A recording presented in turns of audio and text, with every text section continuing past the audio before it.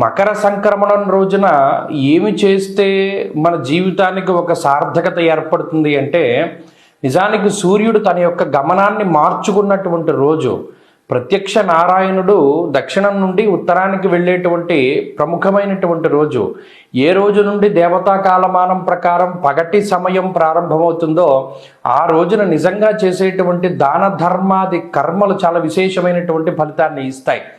అయితే ఉత్తరాయణంలోనే మనం ఉపనయనాది కార్యక్రమాలు, అక్షరాభ్యాసాలు ఇవన్నీ కూడా చేయడానికి మనకు అధికారం ఉంటుంది. ఆ ప్రారంభ సమయ రోజున చక్కగా చాలామంది దశదానాదులు చేస్తారు, లేదు షోడశ మహాదానాదులు చేస్తారు, లేదు సూర్యుడు పితృకారకుడు కాబట్టి పితృదేవతల యొక్క అనుగ్రహం కోసమై స్వయం పాకాది దానాదులు ఇస్తూ ఉంటారు. ఇవన్నీ చాలా విశేషమైనటువంటి క్రతువులు. ఇవన్నీ కూడా మనం చేయవచ్చును. లేనిచో ఈరోజు చేసేటువంటి నదీ స్నానము, సముద్ర స్నానానికి చాలా విశేషమైనటువంటి ప్రాముఖ్యత ఉంటుంది. చాలా జాగ్రత్తగా ఈ రోజున నదీ స్నానము, సముద్ర స్నానము చేయవలెను. అలాగే దేవాలయ సందర్శనం, ఈ రోజునే దేవతలందరిలోనూ కూడా ఆ యొక్క శక్తి మరింతగా పెరుగుతుంది కాబట్టి దేవాలయానికి వెళ్ళి దేవతారాధనలు చేయడం అనేది చాలా విశేషమైనటువంటిది.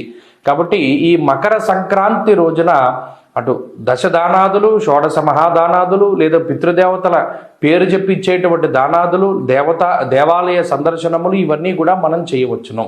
కాబట్టి ఈ సంక్రాంతి పేరులోనే ఉన్నది మంచి కాంతి, అది మన జీవితాల్లోకి వస్తుంది. భగుడు అని పేరు కలిగినటువంటి సూర్యుడు మన అందరికీ కూడా చాలా అద్భుతమైనటువంటి ఫలితాలని ఇస్తారు. కాబట్టి ఈ సంక్రాంతి రోజున ఈ కార్యక్రమాలన్నీ కూడా చేసుకోవచ్చును.